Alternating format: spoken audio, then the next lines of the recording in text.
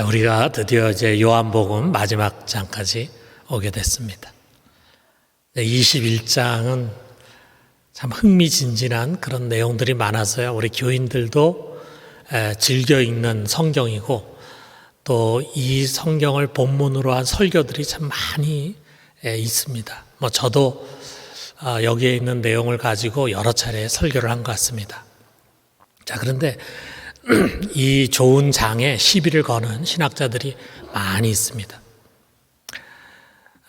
그들이 뭘 얘기하냐면 원래 요한복음은 20장까지 기록이 돼 있다는 거예요. 요한이 20장까지 기록했는데 그건 끝났는데 후대에 21장이 삽입이 됐어요. 누군가 이것을 삽입해서 편집을 했다는 것입니다.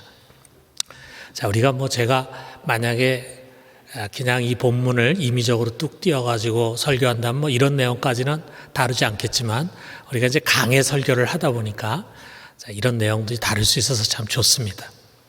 자, 이들이 왜 이렇게 생각을 하는가? 자, 우리가 지난 주일에 이제 20장의 뒷부분을 가지고 설교를 했는데요. 자, 20장에서 뭔가 성경이 종결됐다라고 하는 그런 인상이 있기 때문이에요. 부활하신 주님이 두 번째로 다시 찾아오셨잖아요. 도마를 위해서. 자, 그 주님을 보고 도마가 이렇게 고백합니다. 나의 주님이시오, 나의 하나님이시니다. 그랬어요. 자, 이거는 여기 요한복음 제일 첫 번째 1장 1절에 예수 그리스도가 로고스 하나님, 말씀이신 하나님이라고 하는 것과 일치해요. 자, 그래서 처음과 끝을 이렇게 예수의 신성으로 고백하게 하는 것으로 이제 끝을 종결 짓는 것이다. 여기서 더 나아가서 우리가 지난주에 읽은 본문 중에 여러분 기억하실지 모르겠지만 마지막에 30절하고 31절에 내가 이것을 기록한 것은 너희로 예수를 믿고 그의 이름을 힘입어 생명을 얻게 하려 함이라 그랬잖아요. 이 성경을 기록한 목적이 또 거기에 이제 소개가 되고 있어요. 이건 어떻게 보면은 이제 책의 마지막 부분에서 이야기할 내용이라 이거죠. 자, 그래서 이제 책의 마지막 20장까지 다 끝났다. 그래서 20장으로 다 종결이 된 것으로 이제 주장을 합니다. 자, 여러분, 그런데 그렇지가 않습니다. 요한복음은요, 여기 21장이 있어야 비로소 완전한 복음서가 됩니다. 왜 그렇습니까? 이 장은요, 부활을 믿고 부활신앙을 갖는다는 것이 우리의 삶에 무엇을 의미하는가라고 하는 것을 가르쳐 주는 거예요. 자, 도마 이야기를 우리가 지난 시간에 했는데 우리가 거기서 참 믿음을 갖는다는 것이 얼마나 어려운 일인가, 또 얼마나 중요한 일인가라고 하는 것을 돌아봤습니다. 자, 그런데 우리가 믿음을 갖는다는 것이 최종 목적이 아니잖아요. 믿음을 갖는다는 것은 이제 신앙생활에 입문하는 거예요. 이제부터 신앙생활이 시작이 되는 거예요.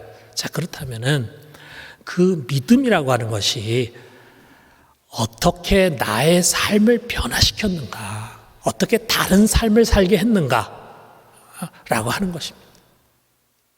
자, 이런 질문 앞에서 참 우리 교인들이 좀 멈칫해지죠. 자신 없어 하죠, 대답에.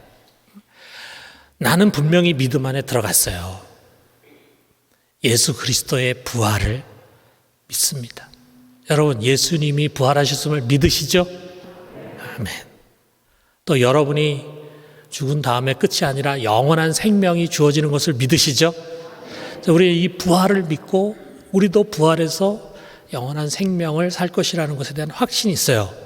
그렇다면은 과연 그런 믿음을 갖고 있는 나의 삶은 세상 사람과 어떻게 다르냐 이거죠. 삶의 목표가 다릅니까? 사명이 다릅니까? 그래서 삶의 양식도 다르고 또 추구하는 가치도 다릅니까? 자, 여러분, 그렇습니까? 여러분, 어떻게 대답하시겠습니까? 여러분, 부활의 믿음이라고 하는 것이 그저 주일마다 교회 가서 예배드리는 정도로 나와 세상 사람을 구분하는 것이라면은 부활이 너무 시시한 거 아니겠어요? 이 21장이 바로 그 질문을 던집니다. 부활을 믿는 신앙인으로서 무엇을 위해서 어떻게 살아가야 하는가, 이거예요. 자, 그런 점에서 여기 이 21장은요, 이 복음서를 완성시키는 마지막 소중한 장입니다. 자, 이 안에 여러 가지 내용들이 다 그것을 말해주고 있는데, 오늘 우리 첫 번째 부분, 여기서 베드로와 예수님께서 한 말을 가지고 세 가지를 한번 생각해 보도록 합시다. 첫째로는 나는 물고기를 잡으러 가노라. 자, 이거는 베드로가 한 말입니다. 자, 여기 지금 성경에 나오는 이 사건은요, 예수님께서 부활하신 다음에 세 번째로 제자들에게 나타난 사건이다. 이것을 이 마지막 14절이 가르쳐 주고 있습니다. 그리고 그 예수님이 세 번째로 나타나신 장소가 예루살렘이 아니고 디베랴 호수예요. 자, 이 디베랴 호수는 갈릴리 호수의 다른 이름인데, 우리가 이제 호수라고도 하고 또 바다라고도 이야기합니다. 워낙 큰 바다기 때문에, 호수기 때문에 우리가 이제 바다라고 말하기도 합니다. 자, 그런데 제자들이 언제 여기에 왔을까? 자, 우리가 20장에서 한번 생각해 보면요, 예수님이 언제 제자들에게 처음 나타나셨냐면, 예수님이 안식 후 첫날, 그러니까 주일날에 부활하셨어요. 그리고 새벽에 부활하셨는데 그날 제자들에게 찾아오셨어요. 첫 번째 만나는 거예요. 그리고 난 다음에 8일 뒤에 제자들이 같은 집에 모여 있을 때 예수님 또 찾아오셨다 그랬어요. 그때는 우리 도마를 위해서 찾아오신 것입니다. 자, 그러니까 이거는 다 예루살렘이죠. 예루살렘. 첫 번째, 두 번째는 주님께서 예루살렘에서 제자들을 만나셨어요. 자, 그런 다음에 아마도 제자들은 이제 더 이상 예루살렘에 있을 필요가 없기 때문에 그들의 고향이고 삶의 본고지인 갈릴리로 돌아왔던 것 같습니다. 자, 여기 2절에 보니까 그때 같이 있었던 사람이 누군가 하는 것이 소개돼. 모두 7명입니다. 7명의 제자 같이 있었어요. 자, 같이 있던 중에 베드로가 갑자기 벌떡 일어나서 말합니다. 나는 물고기를 잡으러 가노라. 그러니까 다른 제자들도 나도 같이 갈게, 나도 갈게 해가지고 다른 6명도 다 합류해가지고 그들이 배를 탔습니다. 아마도 그렇게 나간 것은 저녁이었을 거라 생각해요. 그 당시에는 주로 저녁에 가서 밤새도록 고기를 잡습니다. 자, 여러분, 여기서 우리가 이런 질문 해봐요. 왜 베드로는 물고기를 잡으러 갔을까? 자, 그는 죽고 돌아가신 줄 알았던 예수님이 부활해가지고 살아 나타나셨어요. 그래서 2번이나 봤어요.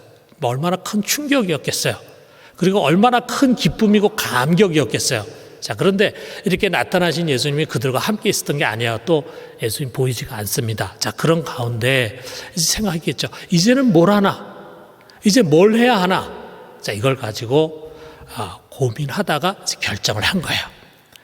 3년 전에 그가 버린 배를 다시 탑니다. 3년 동안 한 번도 하지 않았던 그물질을 다시 합니다. 다시 말해서 그는 물고기를 잡는 업으로 돌아간 것입니다. 이것은요, 정말 예수님의 부활과는 아무 상관없는 삶이 되는 거예요. 자, 여러분, 우리는 이 베드로의 모습에서 우리들의 모습 봅니다. 분명히 믿음의 사람들이에요. 그런데 유감스럽게도 물고기를 잡는 업으로 살아갑니다. 여러분, 여기 지금 베드로가 예수님 만나기 전에 업으로 있을 때 어떻게 살았을까? 우리가 이런 거 상상할 수 있잖아요. 매일 배를 몰고 이제 출항을 합니다. 뭐를 목표로 하고 무엇을 꿈으로 가졌겠어요? 오늘 나가가지고 물고기를 잔뜩 잡았으면 좋겠다. 그래가지고 잔뜩 잡아서 만선이 돼서 돌아오는 것이 그의 꿈이었다. 그의 소망이야. 그의 삶의 목표예요. 자, 그래가지고 그렇게 해서 만선이 돌아오면은 그는 너무 기쁘고 행복했을 거야. 신이 났을 거예요. 자, 이것을 가지고 시장에 가서 내다 팔아가지고 그것으로 양식을 사고, 그 다음에 그 돈을 모아가지고 이제 집도 사고, 그 다음에 더 큰 배도 또 사고, 또 몇 척 사고, 그래서 내가 이제 배를 많이 갖고 있는 부자가 됐으면 좋겠다. 아마 그런 꿈을 가졌겠죠. 자, 그런데 출항하고 난 다음에 고기를 제대로 잡지 못하고 빈 배로 돌아오는 날도 있지 않았겠어요? 그랬더니 얼마나 침울하고 맥 빠지고 그랬겠습니까? 꿈을 이루지 못한 거죠. 어부로서의 자존심도 구겨지고 정말 가족들 볼 낯도 없고 어떻게 하면 마누라 또 이제 이 잔소리 또 들어야 되고 또 내일 양식을 또 걱정해야 되고 그랬을 거라 이거죠. 자, 이런 것이 반복되는 삶을 여러분 상상해 보십시오. 여러분 거기에 무슨 비전이 있습니까? 거기에 무슨 꿈이 있습니까? 그런데 우리 역시 말이죠. 세상 속에 휩쓸려 살면서 이렇게 살기가 쉽습니다. 우리가 분명 예수님의 십자가를 믿어요. 부활을 믿어요. 영생을 믿어요. 그런데 세상에서 무엇을 위해서 살아야 하는지, 우리가 가야 하는 방향이 어디인지, 목표가 무엇인지를 잃어버리는 것입니다. 그러다 보니까 결국은 세상적인 목표를 세우고 세상적인 꿈을 가져요. 세상 사람들하고 똑같이. 자, 좋은 대학에 들어가는 것이 목표예요. 왜 그게 목표냐고 물어보면 뭐라고 대답합니까?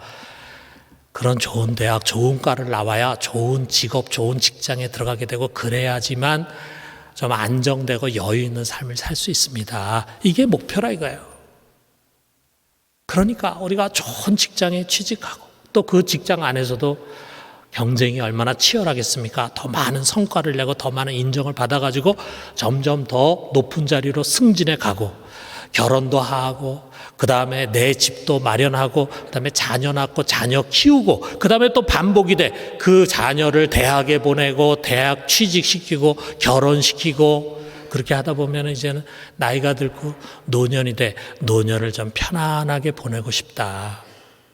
어떻게 보면 세상을 살아가는 사람들이 의식적이고 무의식적으로 갖고 있는 그런 꿈이고 그들의 삶의 길이에요. 그런데 모두가 그 길을 갑니다. 여러분 그거는요. 사명과 목적을 잃어버린 삶입니다. 그냥 땅에 속한 삶이고 배를 위한 삶입니다. 그것은 예수 그리스도의 은혜와 부활을 진정으로 믿는 사람들이 머무를 삶의 자리가 아닙니다. 그것을 다음에 주님의 음성이 경고를 하고 있어요. 자, 이게 둘째는 뭐냐 하면 얘들아 너에게 고기가 있느냐라고 하는 것입니다.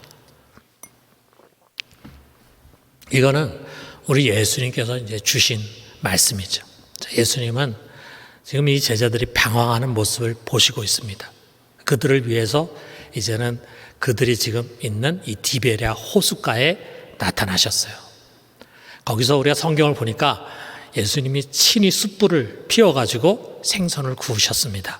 그리고 떡도 준비했습니다. 물도 준비했겠죠. 제자들과 함께 아침 식사를 하기 위해서요. 조반을 먹기 위해서요.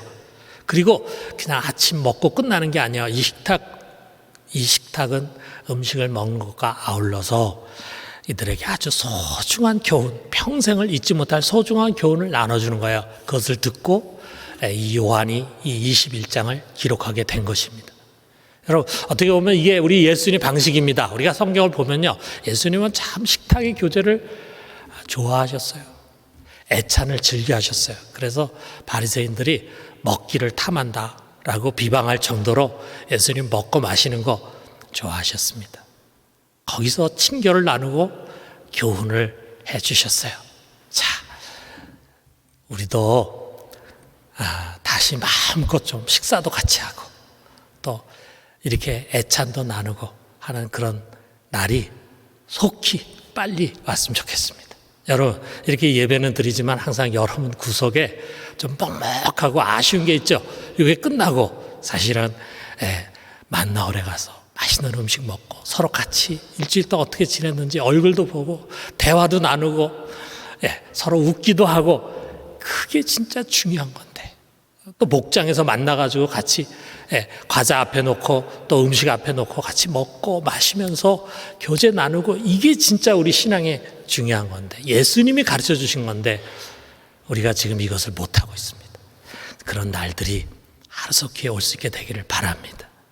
자, 주님께서 이 교훈을 어떻게 진행해 가셨는가라고 하는 것을 우리가 봐요. 먼저는요, 주님께서 호숫가에서 저쪽에 지금 배에서 그물을 던지고 있는 제자들을 향해서 묻습니다. 얘들아, 너희 고기가 있느냐? 그러자 제자들이 대답합니다. 없나이다. 그랬어요. 없다는 거예요. 여러분, 밤새도록 이들이 이 디베랴 바다에서 그물질을 했어요. 그런데 단 한 마리도 잡지를 못했습니다. 여기 그물질하고 끌어올렸는데 빈 그물이 올라올 때 얼마나 실망했어요. 또 저쪽에, 또 저쪽에. 그렇게 밤새도록 해서, 그런데 잡은 것이 하나도 없어. 참 얼마나 허망했겠어요. 그렇게 수고했는데 남은 것이 없다 이거죠. 여러분, 오늘날 주님의 제자로 부르심을 받았음에도 불구하고 물고기를 잡는 업으로 살아가는 우리들에게 주님께 이 질문으로 도전을 주십니다. 너에게 잡은 고기가 있느냐? 내가 그렇게 애쓰면서 살았는데 얻은 것이 있느냐? 남은 것이 있느냐? 이런 말이에요. 사랑하는 성도 여러분, 우리의 일생은요, 거북이처럼 천천히 가지 않습니다. 어떻게 갑니까? 화살같이, 쏜살같이 지나갑니다. 저도 언제 이렇게 나이가 들었는지 모르겠어요. 여러분 아마 자신의 과거를 돌아보면은 지나간 과거가 정말 화살같이 지나갔다는 걸 느낄 수 있을 거예요. 여러분, 우리의 미래도 그렇게 쏜살같이 지나가고 언젠가 서서히 여명이 밝아오듯이 마지막 주님 앞에서 결산의 시간을 갖게 될 것입니다. 우리가 어떤 결산을 하게 될까? 여러분, 만약에 우리가 하루하루 거룩한 목적과 주신 사명을 저버리고 그저 세상의 늪에 깊이 빠져 허우적대면서 세상 사람들처럼 살아간다면 그날에 우리는 이렇게 말하게 될 것입니다. 내가 평생을 헉헉대며 달려왔지만 얻은 것이 없습니다. 그렇게 모으려고 애썼지만 남은 것이 없습니다. 여러분, 그래서는 안 됩니다. 그렇기 때문에 우리는 주님의 마지막 음성에 귀를 기울여야 합니다. 세 번째로, 사람을 낚는 어부가 되라. 자, 우리 주님께서 이렇게 제자들에게 명하십니다. 6절에 보니까 그물을 배 오른편에 던지라. 그리하면 잡으리라 그랬어요. 제자들이 그 말대로 그물을 오른편에 던졌습니다. 어떻게 됐습니까? 너무 많은 고기가 잡혀가지고 그물을 끌어올릴 수가 없을 정도 됐어요. 자, 몇 마리 잡았나요? 나중에 보니까 153마리 잡았어요.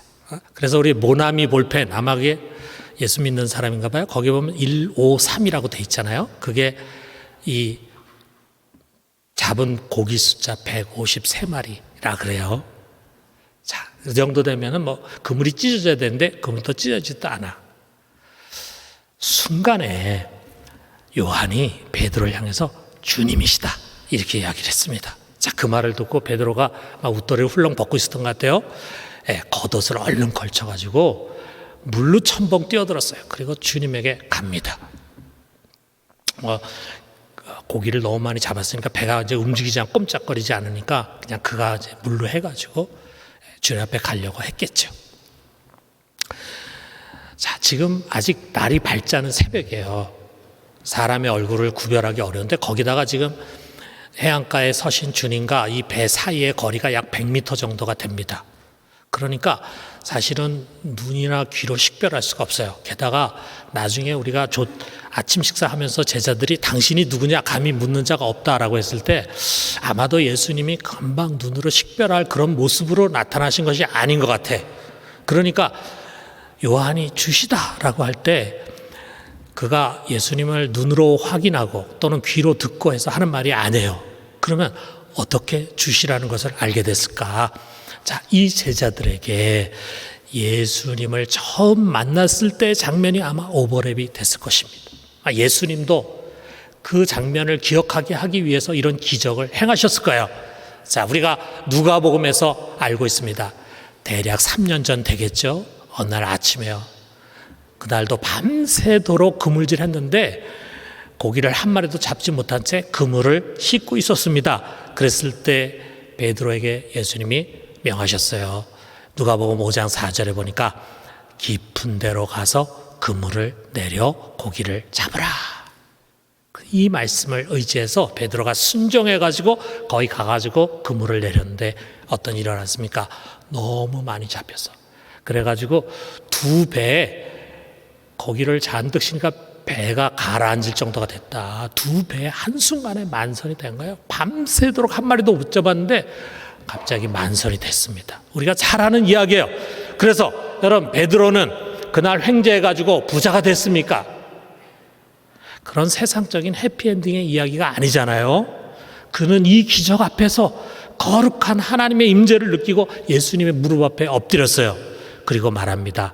누가복음 5장 8절에 보니까 주여 나를 떠나소서 나는 죄인이로소이다. 그랬을 때 주님께서 말씀하십니다. 10절에 보니까 무서워 말라 이제후로는 네가 사람을 취하리라 그랬어요. 자, 이거를 마태복음에서 좀 더 잘 이해하기 쉬운 말로 이렇게 풀어줬습니다. 마태복음 4장 19절 보니까, 자, 우리 같이 한번 읽어봅시다. 나를 따라오너라 내가 너희를 사람 낚는 어부가 되게 하리라. 내가 지금까지는 어부는 어부인데 물고기 잡는 어부였어. 너 이제 더 이상 물고기 잡는 어부가 아니야. 이제 네가 나를 따라온다면, 나의 제자가 된다면 너는 사람을 낚는 어부가 될 것이다. 지금까지는 너는 내 자신을 위해서 내 입에 풀칠하고 내 몸을 편하게 하고 너의 안락한 삶을 위해서 살아왔어. 그게 물고기 잡는 어부의 삶이야. 그런데 이제부터 너는 하나님 나라를 위해서 살게 될 것이다. 하나님 나라의 큰 꿈을 줍니다. 그래서 어떻게 했어요? 베드로와 요한은 그 잡은 물고기와 배를 다 버리고 예수님을 따랐습니다. 지금 주님은요, 다시 물고기를 잡겠다고 물고기 잡는 어부로 가겠다고 나선 베드로에게 동일한 기적을 통해서 내가 할 일은 그 일이 아니야. 다시금 사람을 낚는 어부의 사명을 일깨워 주시는 것입니다. 이것은요, 우리 마태복음 있잖아요. 마태복음도 제일 마지막 장에 예수님의 부활을 증거하면서 그 제일 마지막 결론을 어떻게 냅니까? 예수님의 유언적인 명령을 가지고 끝을 내잖아요. 자, 마태복음 28장 18절에 19절 보면은 하늘과 땅의 모든 권세를 내게 주셨으니 그러므로 너희는 가서 모든 민족을 제자로 삼아 아버지와 아들과 성령의 이름으로 세를 베풀고 내가 너에게 분부한 모든 것을 가르쳐 지키게 하라. 자, 이 말씀을 우리가 너무 선교와 전도라고 하는 것에 포커스를 맞추다 보니까 많은 사람들이 이 말씀을 나에게 주신 말씀으로 잘 생각 안 합니다. 여러분, 여기서 예수님 뭐라고 말씀하십니까? 하늘과 땅의 권세가 이제 부활하신 예수 그리스도께 주어졌다 이거죠. 그 말씀 뭐냐면 세상이 뒤바뀌어진 거예요. 거룩한 구테타가 일어난 거예요. 그래서 세상이 바뀌어졌습니다. 이제는 주님께서 통치하시는 하나님의 나라, 하늘 나라가 이 땅에 임한 것입니다. 이제 시작이 된 거예요. 주님의 뜻이 하늘에서 이루어진 것처럼 이제는 땅에서 이루어지는 시간이 온 것입니다. 그러므로 이 믿음을 가진 자는 이제 이 땅에 그의 나라를 확장하고 그의 뜻을 이루어가는 사명자의 삶을 살아야 한다라고 하는 것이에요. 여러분, 이것이 또 우리 주기도문의 내용이잖아요. 나라가 임하시옵고 주의 뜻이 하늘에서 이루어진 것처럼 땅에서도 이루어지다 그잖아요. 여러분, 이것은 선교사나 목사가 아니라 부활의 신앙을 가진 모든 신앙인들에게 주시는 새로운 삶의 목표이고 거룩한 사명입니다. 사람을 낚는 어부, 어부는 어부예요. 그런데 사람을 낚습니다. 겉으로 보면은 다 똑같이 그물질을 하는데 속을 들여다보면은 물고기를 잡는 것이 아니라 사람을 낚는 거예요. 여러분, 우리는 다 같이 세상 속에서 세상 사람들과 똑같이 가정을 세우고 그리고 자녀를 양육하고 또 직장에 가서 일을 하면서 살아갑니다. 겉으로는 그들과 같이 보일지 몰라요. 그렇지만 우리의 내면은 분명히 다릅니다. 우리에게는요, 믿음이 없는 사람에게는 결코 가질 수 없는 거룩한 삶의 목표가 주어져 있어요. 그들은 꿈도 꿀 수 없는 비전과 사명이 우리에게 주어져 있어요. 여러분, 우리에게서 그 목표와 사명이 분명할 때 우리에게 나타나는 현상은 뭐냐? 우리 속에 분명한 우선순위가 주어집니다. 중요하고 중요하지 않은 것을 우리는 나누게 돼요. 먼저 뭡니까? 먼저 내 배를 채우고 내 뜻을 이루고 내 목적을 성취하는 게 아니에요. 먼저 그의 나라와 그의 의와 그의 뜻입니다. 여러분, 이것이 분명합니다. 우리의 재물과 우리의 시간과 우리의 정력과 힘을 우리 자신이 아니라 먼저 그의 나라, 그의 뜻을 위해서 사용하는 것입니다. 여러분, 이 우선순위가 안 돼 있으면요, 그 사람은 사람을 낚는 어부의 삶이 아닙니다. 아직까지 물고기를 잡는 어부의 삶을 살아가고 있어요. 그렇기 때문에 우리 속에 이 우선순위가 분명하면요, 언제든지 주님이 필요로 할 때 뛰쳐나가고 달려갑니다. 만약에 복음의 최전선에서 복음을 전하는 선교사들의 요청이 있을 때, 선교지에서 요청이 있을 때 우리는 마땅히 먼저 그것에 부응하게 될 것입니다. 하나님의 나라의 전초기지가 뭡니까? 주의 몸된 교회잖아요. 그 교회에 요청이 있다면은 만사를 제껴놓고 먼저 헌신을 하려고 할 것입니다. 이게 우선순위가 제대로 되어 있는 사람의 자세입니다. 사람들에게 복음을 전하고 가르치고 제자 삼는 것보다 소중되고 우선된 것은 없습니다. 여러분, 누군가는 재물을 모아서 집을 사고 부동산에 투자해서 재산을 증식하는 데 우선순위를 두고 거기서 기쁨을 얻습니다. 그러나 믿음의 사람은 한 사람을 전도하고 그 사람을 교회에 잘 정착시키고 양육해서 올바른 믿음의 사람으로 세우는데 보람을 갖고 기쁨을 가져요. 이것이 너무 소중하다 생각하기 때문에 이것을 위해서 물심양면을 아끼지를 않습니다. 누군가는 그저 장이 되고 높은 자리에 오르고 사람들의 칭송과 명예 얻는 것을 중요하게 여기지만 참된 믿음의 사람은요, 빚도 없고 이름도 없어도 교회를 떠받치는 소중한 벽돌 한 장이 되는 것을 귀하게 여깁니다. 벽돌 한 장, 여러분, 우리 교회는 다 벽돌로 지어져 있어요. 수많은 벽돌입니다. 뭐 수만 개가 될지 모르겠어요. 그런데 수많은 벽돌이지만 여기 벽돌 한 장만 빼보세요. 건물 전체가 약해집니다. 벽돌 한 장 한 장이 얼마나 소중합니까? 보이지 않지만 이 벽돌 한 장으로 자기의 자리를 지키는 거, 이것이 얼마나 하나님 나라를 위해서 소중한 일입니까? 그렇게 생각한다 이거죠. 평범한 우리의 삶의 자리, 자녀를 양육하고 일하고 경제활동하고 국가를 바르게 세워가는 모든 영역에서 우리는 예수 그리스도의 증인이라고 하는 이 엄중한 신분과 사명을 한순간도 잊지 않는 것입니다. 남편, 아내, 부모, 자식, 사장, 직원, 대통령, 국민, 이런 신분보다 더 우선하는 것은 내가 하나님 나라의 백성이요 그리스도의 제자라고 하는 사실이에요. 예수 그리스도의 부활을 믿고 그리고 영생을 소망하는 사랑하는 성도 여러분, 우리는 이 세상 속에 왕같은 제사장이고 거룩한 백성이고 하나님의 나라입니다. 여러분, 우리는 그냥 시시하게 살다 갈 그런 사람들이 아닙니다. 하나님 나라는 더 확장이 돼야 되고 더 자라가야 합니다. 그것이 하나님의 뜻입니다. 그리고 하나님은 천사들이 아니라 바로 우리들을 통해서 이 일을 이뤄가기를 원하십니다. 우리들이 바로 그 사명자들입니다. 사랑하는 성도 여러분, 우리의 남은 인생 또다시 물고기를 잡는 어부의 삶이 아니라 사람을 낚는 어부의 삶을 살아갈 수 있게 되기를 주님의 이름으로 축원합니다.